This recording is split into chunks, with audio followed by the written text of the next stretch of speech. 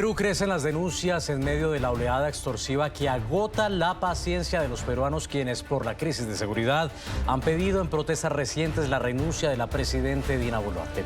Las amenazas y los ataques por parte de las bandas criminales se han multiplicado desde 2019, por lo que Lima se encuentra ahora mismo en estado de emergencia. La organización Inside Crime ha alertado precisamente sobre el aumento de las extorsiones en medio de esta coyuntura. Saludamos a nuestra productora periodística Karen Jiménez. Karen, buenas tardes. ¿Cuáles son las cifras que ponen de relieve esta problemática en Perú? Nicolai, buenas tardes. Escucha bien esta cifra. Al menos 5 millones de personas en todo Perú afirman haber sido víctimas de extorsión o conocer a alguien que haya sido amenazado por extorsionadores de alguna manera. Mientras tanto, el 21% de los peruanos dice haber recibido amenazas o extorsiones. De estos 5 millones de personas que mencionaba antes, la mayoría, es decir, el 27%, se concentra en la capital de Lima, mientras que las regiones más afectadas se encuentran al norte del país. Ahora veamos cuáles son los sectores socioeconómicos que más presentan amenazas extorsivas. Encontramos allí a los conductores de autobús, los transportistas en general, dueños de bodegas, vendedores y emprendedores. Sin embargo, el crimen organizado ha extendido su chantaje al sistema privado de educación. En la primera semana de marzo, una institución en Lima fue atacada con un explosivo por negarse a pagar una extorsión. Por fortuna, la detonación no dejó víctimas, pero obligó a sus estudiantes a tomar clases de manera virtual. Ahora los padres tienen miedo de llevar a sus hijos a las escuelas. Iniciar clases de manera virtual. Sobre todo el miedo de que hacerle daño, pues, ¿no?, a nuestro ser querido, que es lo más preciado, que son los hijos, ¿no? No poder llevar al colegio es algo que nos remonta a la pandemia, ¿no?, que comenzamos a encerrarnos y al final no había solución, ¿no? Esto es prácticamente como una pandemia, pero con armas. ¿Qué podemos hacer? Traer a nuestros hijos a casa y prácticamente a veces hasta pensamos no hacerlo estudiar, ¿no? Porque da miedo, en todo sentido da miedo.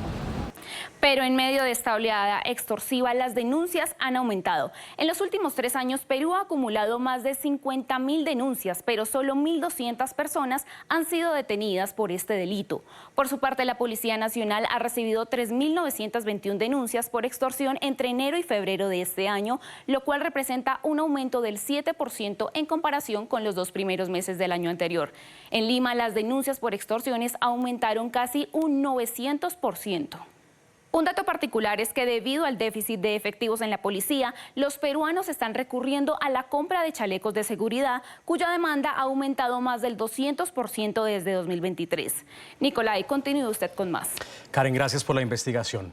Para analizar este tema saludamos a Nicolás Ceballos Trigoso, es director del Instituto de Criminología y Estudios sobre la Violencia, experto en crimen organizado y seguridad ciudadana, citado además por este artículo que les mencionábamos de Inside Crime. Bienvenido a NTN 24, saludos en Perú. Muchas gracias, un gusto. ¿Cuál es ese caldo de cultivo que ha permitido a Perú convertirse en epicentro de las extorsiones? Hay varios factores que influyen en generar oportunidad para la extorsión, para el crimen predatorio en general y dentro del crimen predatorio la extorsión. Uno de ellos es que somos un país ampliamente informal y cuando hablamos de informalidad nos referimos a que hay mucho dinero acumulado y que fluye por nuestra economía sin protección, sin cuidado, sin custodia. Dinero que discurre en efectivo, dinero que es muy accesible, está muy a la mano de los actores criminales. Entonces, eso es un espacio de oportunidad importante para la delincuencia predatoria.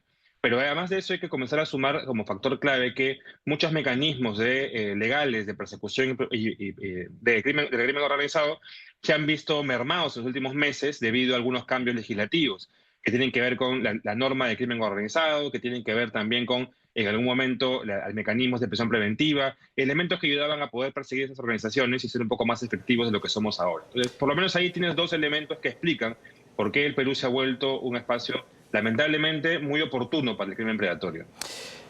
Estoy viendo, Nicolás, que las denuncias por extorsión aumentaron prácticamente en todos los departamentos entre 2019 y 2024, un largo periodo durante el cual la izquierda estuvo en el poder. La crisis política en el país ya lleva bastante tiempo. La presidenta Dina Boluarte incluso llamó a elecciones generales en el 2026, algo que han venido reclamando desde 2022 los seguidores de Pedro Castillo, hoy exmandatario. ¿Crees que el gobierno tenga suficiente oxígeno para sobrevivir al 2026 con esta ola de inconformismo por la inseguridad?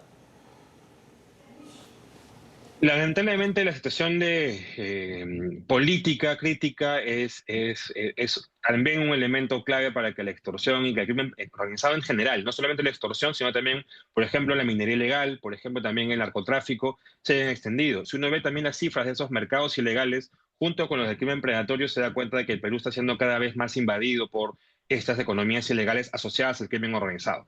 Y efectivamente, lo que viene de la mano con la crisis política es la dificultad de poder dar respuestas efectivas a problemas como este.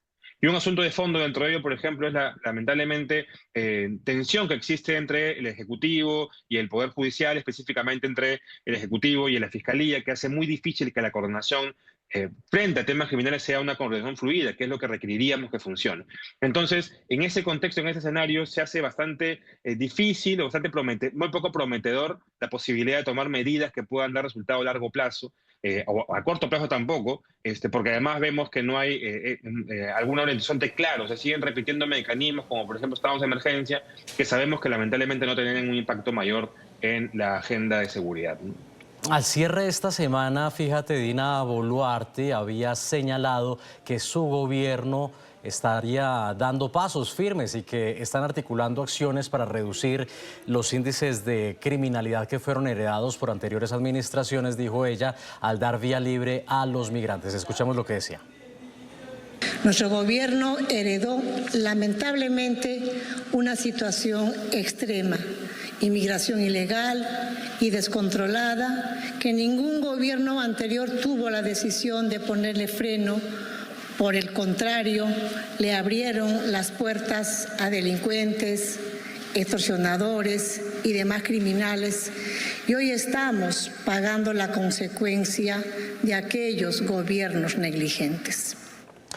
Vemos que Boluarte en los últimos meses ha usado este tono frente a la migración, ha fortalecido el discurso en particular frente a la inmigración irregular, ha endurecido el puño al tratar de responsabilizar de esta problemática de la crisis de seguridad y violencia en el país a esta población. ¿Eso es así o se está desviando la atención? Mira, objetivamente no hay ningún dato que te señale que la migración por sí misma o la presencia de venezolanos o colombianos tiene un impacto directo en estricto en la extensión de la delincuencia. Lo que sí es cierto es que con esta dinámica migratoria de emergencia humanitaria, como se le pueda denominar, sí han lamentablemente aparecido en el contexto peruano nuevas modalidades, formas mucho más violentas, pero ahí también hay que reconocer que no es un asunto solamente que ocurre en el Perú. Toda la región tiene la presencia cada vez más marcada de estructuras como el Tren de Aragua, operando en coordinación con bandas locales y facciones locales y células locales que tienen la responsabilidad de trabajar en temas de extorsión, trata de personas, explotación sexual y también en algunos mercados ilegales. Entonces, por un lado, sí es cierto que este proceso ha lamentablemente implicado la presencia de esta red criminal en la región en general, pero en Perú se ha centrado con mucha más fuerza porque aquí, lamentablemente, hemos retrocedido nuestra capacidad de respuesta con algunos medidas que han limitado la respuesta policial y fiscal frente al crimen organizado. Era Nicolás Ceballos, director del Instituto de Criminología y Estudios sobre la Violencia. Gracias por haber estado con nosotros desde el Perú. Encantado.